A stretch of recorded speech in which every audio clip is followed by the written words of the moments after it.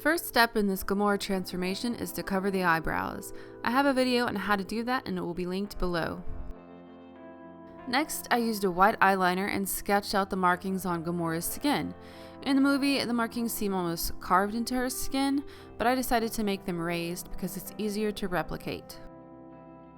To create the scars, I used Pros-aide cream, which is a thickened version of Pros-aide.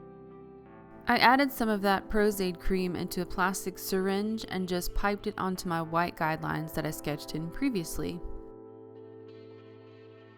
You could also use a thick liquid latex for this. I know Mehron has a latex that tends to be thicker in my experience. And if you don't have a plastic syringe, you could always use a cake decorating bag and pipe on the designs. Once the Pros-aide cream dries, I powdered it and then I began painting the skin using the green face paint from the Mehron Tropical Paradise palette. And face paint can be a bit streaky, so it's a good idea to layer the color until you get a nice opaque base. And also be careful when you're applying it around the Pros-aide details, as you can ruin the details, so use a light stroke. I do get this question a lot. For darker skin tones, you want to start off with a white base first, and then apply your color on top. That's going to make the color very bright and vivid and true to color. Another good tip to help even out the face paint is to set it with an eyeshadow, and I'm using Sugarpill's Midori eyeshadow and buffing it all over my green skin. This works much like a face powder would. Next, I worked on coloring in around the eyes. I don't typically apply face paint in that area because it's going to crack over time, and generally speaking, I like to go with cream products. So I apply an eyeshadow primer, and then I use a base that corresponds with the skin tone. So for this one, I'm using Milani's green Safari pencil, and then I'm going to set it in place with that Midori eyeshadow again. Gamora has some serious cheekboneage going on, and I wanted to replicate that, so I started off with a matte green forest eyeshadow from Inglot and really carved those babies out. I used that eyeshadow pretty much to contour every part of my face, including my temples, under the jaw, even the sides of my nose, to create a really chiseled kind of, alien-esque effect. Moving on to the eyes, and to keep that coloring uniform, I applied that same forest green shadow to my crease and blended it into the Midori that I applied previously. Once I was happy with my green smoky eye, I went ahead and added a black liquid liner, curled the lashes, applied mascara, and popped on some false lashes. I chose these lashes because they're denser on the outer portion and they kind of lift the eye. Then I finished off that eye by applying a black gel liner to the bottom lower lash line, or the waterline.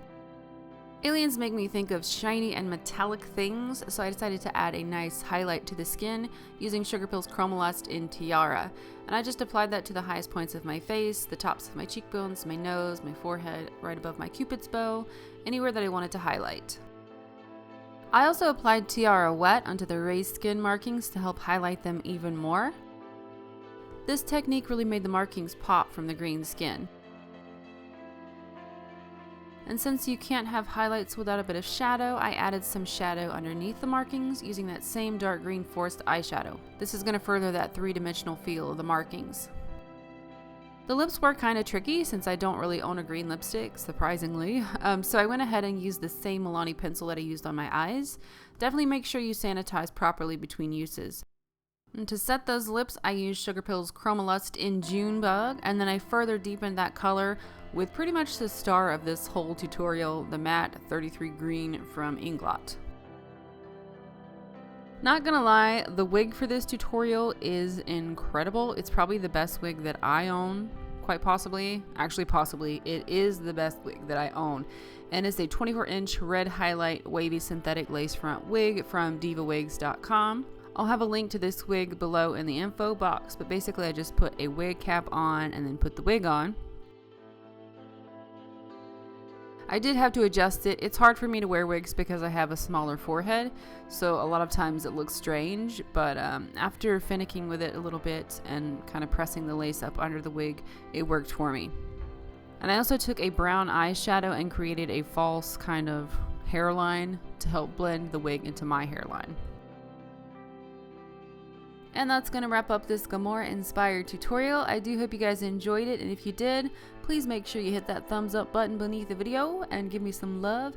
Also join me on Facebook, Twitter, and Instagram for more. And let me know in the comments, or also by giving this video a thumbs up, if you want more Halloween tutorials for next week. I don't know if most of the parties are this weekend or not, so I don't know if you guys want more tutorials. Either way, I'm going to keep making these fun makeups throughout the year because I do enjoy doing them, and I think you guys enjoy them as well. So again, thanks so much for watching, guys, and happy Halloween. Be safe and take care.